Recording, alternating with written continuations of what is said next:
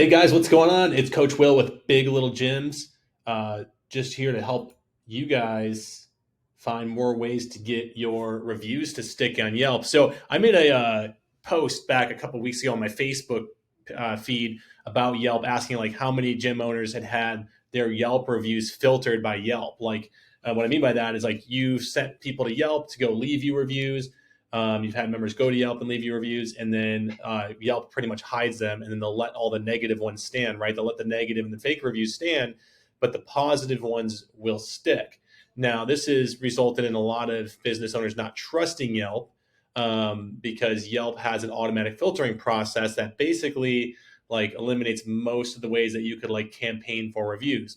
And so that's quite often what happens is, we ask our members to do it, and because we ask them to do it a specific way, the reviews don't stick. So I've been doing I've got a ton of experience with this. I've owned two different gyms over a decade. We had tons of Yelp reviews. We've helped the numerous gyms get their like online reputation up, which in result gets their like organic traffic way up. And as a result of that, it will sometimes double, triple, 4 or 5x their lead generation, because naturally, if you're the best in the area and it looks like you're the best in the area, you tend to rank better in all the search engines. Then all the local search traffic tends to go to you first. You tend to get the lion's share of the search traffic because you're at the top. And things that help with that are like your Yelp reviews, your Google reviews, and other review sites that give your website and your brand authority locally. At the end of the day, Google always wants to show people, Google and your Apple Maps want to show people the best options in the area. And actually Apple Maps, which 60% of users in the United States and in most cities are using Apple, and Apple devices by default use Apple Maps, and Apple Maps use Yelp reviews. They don't use Google reviews. Now, most people are still going to use a Google search on like desktop, or they're going to do a search on their Safari browser on their Apple phone, and so like 80% of search traffic still ends up being from Google search. But the Google Maps, for like your more savvy people, they'll actually use it like a search engine, and they'll search and then they'll pull up the Yelp reviews. And most gyms have a ton of trouble getting any reviews to stick. So we've done a ton of research on this, and I want to show you guys how to hack Yelp reviews to get them to stick. Now, this is not guaranteed. These are to help you get them to stick. They can still stick, but we found some trends, and then like we've made a ton of investment in like trying to figure out like testing, like with time and our money, trying to figure out how to get more reviews to stick. So you build trust with Yelp. The goal here is not to try to fool any system. At the end of the day, you've got members that want to leave you positive reviews, and you've got people that would love to see that, but Yelp's not showing reviews because somehow, some way, in the way that you've done it, you've indicated to Yelp that you are not trustworthy, and Yelp is very, very fickle about that. So let's talk about these hacks. Okay, so number one, Yelp will flag any review that is from a link or your website. So if you send someone a link to your Yelp review, or you have a link on your website for a Yelp review, if it looks like if someone has clicked something to get to Yelp, then Yelp will probably flag the review. This is like one of the most critical ones. Most gyms and business owners make mistakes with. This isn't just for gym owners, but if you're a business owner in general and you've told people to leave you a review on Yelp and you've sent them the link, or if you have the link on your website, if you try to make it convenient in any way for people to leave you reviews, then they will flag it. So essentially, Yelp doesn't want you sending people to leave reviews. They don't want you soliciting for reviews. If anything looks solicited, if anything looks like you've indicated to them, to your client, to leave a review, they will flag it. And it's a completely arbitrary process. It's all automated. It's not a person that does this, but there's a number of ways that Yelp can tell there's a number of ways it can look like to Yelp like you've solicited for the review. And I'm going to show you what those are too, because it's not just what they click from, which is pretty amazing that in today's age you can track website traffic, right? We all can do it. Google can track you, Facebook can track you, and so can Yelp. So Yelp knows where you were referred from if you click off of something onto Yelp. They can tell that like, hey, this guy clicked off of whatever sparkcrossfit.com and ended up here, and so that's obviously been prompted by this gym to be here, right? So the best chance you have is if they go onto Yelp directly and search for your profile, right? Like if they're on the Yelp app or on on Yelp on a desktop, and they go to yelp.com and they search for Spark CrossFit or whatever your gym name is, or they search for gyms locally and then they find your profile even better, the more it looks like they organically did it, the better chance it has of sticking, right? Because Yelp can actually track how quickly it took them to find your profile. So if it looks like they made a beeline for it, that's going to look not trustworthy, right?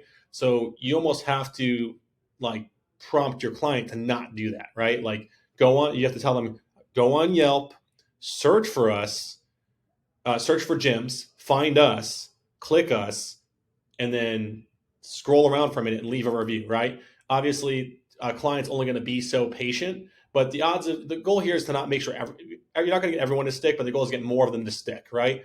And the more of them you get to stick, the more trust you're going to gain with Yelp, and the more likely it is that all the filtered reviews that they filtered out are going to start to show, right? So that's number one is, have them go to Yelp directly and search your profile, okay? Number two is mobile is always better, right? So Yelp knows that like people are on the go, and it's also been indicated to them in their like the way that they're searching, the way that they're researching people, and like what looks most trustworthy is that most people, if they're leaving a review, like a real review, and they're not prompted and it's not solicited, they're going to do it on their phone. They're going to pull their phone up. They're going to pull up the Yelp app. They're going to search for a gym around them. They're going to find the business, and then they're going to leave a review. Right? That's what essentially people do, right? And it's the thing is like, so Yelp's mostly engineered around like not gyms. It's mostly engineered around like restaurants. I would say probably like 80% of Yelp's business and traffic comes from people searching for restaurants, right? So this whole thing is engineered for restaurants. And so you have to think about the way that like someone leaving a review for a business on Yelp going to a restaurant would do it. And that's how it has to look for a gym if you want it to stick, right? So mobile is better. Yelp looks at behavior and it can see that like, hey, this traffic is from the mobile app. So it's all about what device you're using, right? It's not to say that one on desktop isn't going to work, but you're going to stand a better chance if they do it from mobile. Okay. Number two is IP address.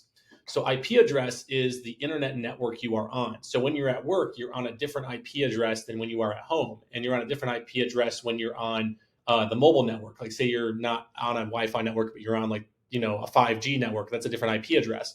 And then same when you're at the gym, right?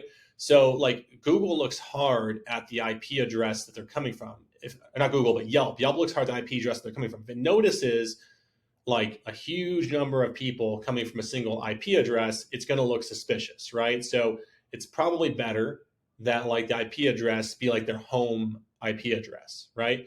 If it's their home IP address, that's probably going to get the best chance of them leaving you a review, because most people are leaving an honest review are doing so from their couch. They're not doing it while they're at the business, right? Because most people don't leave reviews while they're at the business; they do it later. And Yelp knows this. So, like, ideally, you tell them, "Hey, when you get home, go on Yelp, search for gyms, find us, go in there, leave a review from your phone," right? Like, ideally, right? You could do it at the gym as well. Secondary would be at the gym itself, but again, like it's probably going to stand a better chance if they're at home. But you could do it at the gym as well, and that's like something you can try. Ultimately, it's going to take some trial and error, and like as you run them, you'll notice the trends of the ones that start sticking. And you can ask your members, like, "Hey, when you left this review, did you leave this at home or did you leave this at the gym?" Right? And they'll tell you, right?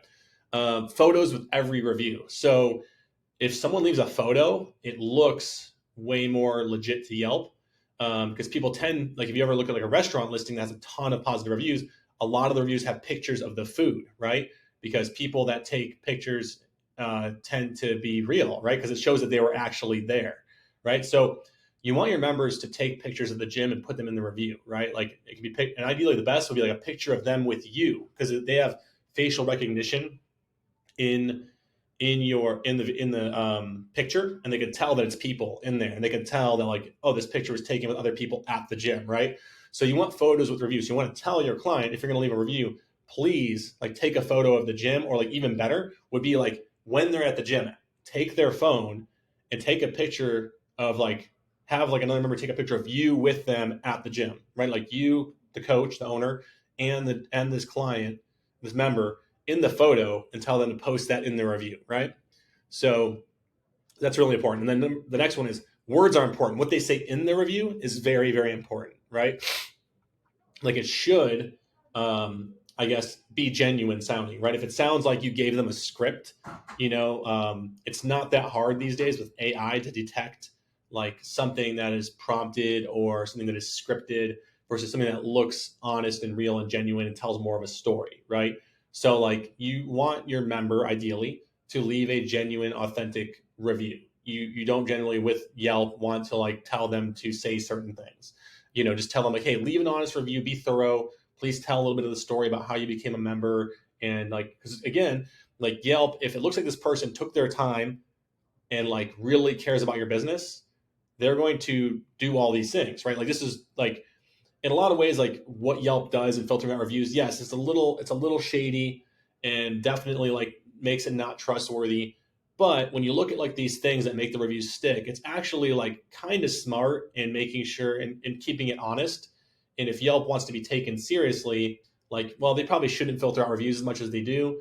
But at the same time, it's also going to prevent businesses from like review gating. Review gating is actually something that the FTC is cracking down on right now. They're starting to punish businesses that prompt customers for reviews. Right now, odds are your local micro gym is probably never going to get in trouble with this, and most of the reviews are honest anyways. And just asking members to go leave a review probably is not like a bad thing, right? You're not actually taking advantage of anybody. Sometimes people just need a nudge, right? But if people are going to leave a review, like tell them to leave a review. Like tell them not to half-ass it, right? Because if they half-ass it, like these things aren't going to get posted because Google and Yelp and all these companies, like they've got so much volume of data on like what people do when they're doing dishonest things versus honest things, and the AI is so good that like it can filter out and it can tell like when someone's been prompted. And that's why a lot of gym owners get upset about Yelp is because like you went and told your client to do it, and you told 40 people to do it, and you did all this work, and then all the reviews got flagged, and now you're upset because you wasted your time, right? So you're upset about your wasted time, but at the same time, like these members, they didn't really do any of these things to indicate to Yelp that this is legit. Like you probably sent them a link, they probably wrote some quick short review, they probably did it like in a number of ways here that like indicated to Yelp that it was prompted or solicited, and it got flagged, right? And if not, like at the same time, like if you really have diehard customers that really care, like if you ever look at the best restaurants on Yelp, the people that love that restaurant, they write stories. They write like some people write articles that actually get picked up by newspapers in Yelp reviews, right? And really good reviewers are going to take their time and write a good review, right? So this all goes hand in hand with, again, like the fact that like Yelp kind of is designed for restaurants. Um, Words are important. Again, naming staff members, tell them to name staff members, like tell them to call you out by name. Oh, I love Coach Will and Spark CrossFit, and Coach Sam is my favorite. I always noticed that with our reviews, that always stuck. This is probably a big one, is if they named staff members. And if they say detailed things that only a trusted, non-prompted member could say, if they just say best gym in whatever city, like it's probably gonna get flagged. If they say like, I just love Coach Will and like his attitude and the way he coaches us and is patient with us, and Coach Sam is amazing, and he has a long background in strength and conditioning, and we can tell.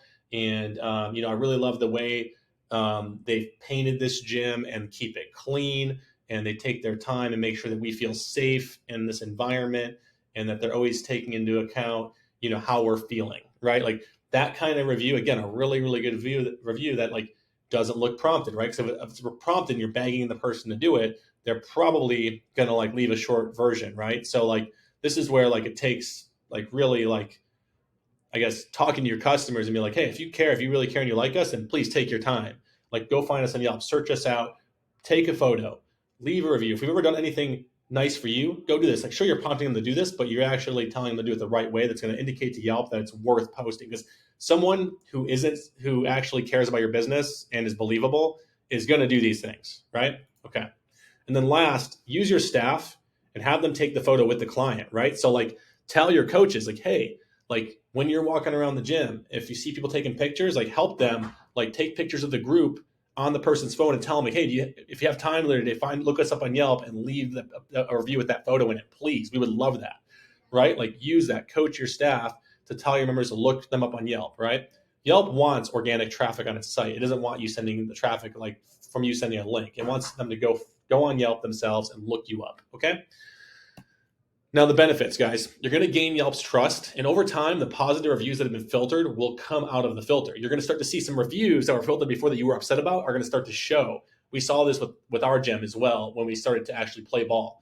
You'll also start to build what's called review schema, which is a network Google has built. It's a network of code that like every website has that does reviews on the internet. And Google has built it to verify trust and the credibility across numerous directories like Yelp, Nextdoor, Locate Me, and then Google's own reviews, because Google itself has a reviews platform, as everybody knows, and that thing should be really beefed up. Most gyms I talk to probably have like 20 Google reviews, and it's pathetic, especially if you've been in business for 10 years and you're walking around talking about how you're the best community in town. It's not evident to people on the outside looking in if you have 20 reviews after being open 10 years and the reviews are like largely non-existent or not very good. Maybe they're 5 stars, but like people aren't typing stuff, they're not leaving photos, they're not like being explicit in what they're saying in the review.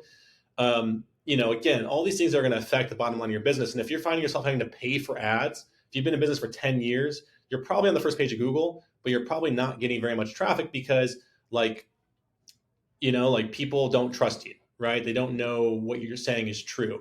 And all these things help you rank better locally. Ultimately, this is going to result in you dominating more of your local search traffic without having to pay for it. And that in combination with really, really good lead gen tools, so once you have traffic dialed in and people are coming into the gym because they're coming onto your website and your marketing funnels and your landing pages and things like that. And if that stuff is dialed in, you're going to convert enough traffic to grow month over month. And we find that with most gyms. So if you want help with this, be sure to visit biglittlegyms.com and sign up for a discovery call to see more ways that we can help you increase your lead gen by 3 to 5x without having to spend a penny more on ads. In fact, we'll do it, and we'll pay you if we waste your time doing this, because that's how confident we are in what we do and what we build, because we've done it ourselves for years for our gyms. We've helped 300 to 400 gyms now in just a couple of years time do that with their stuff and help you grow month over month and have that freedom you need in both income, revenue, time, having staff, and all the things that you hope for when you started this business. So go to biglittlegyms.com and book a discovery call with me. We'll sit down and we'll go through stuff. I'll show you how we'll do this so you can see it very clearly and how it all comes together. And we will look forward to working with you. Talk to you soon. Bye-bye.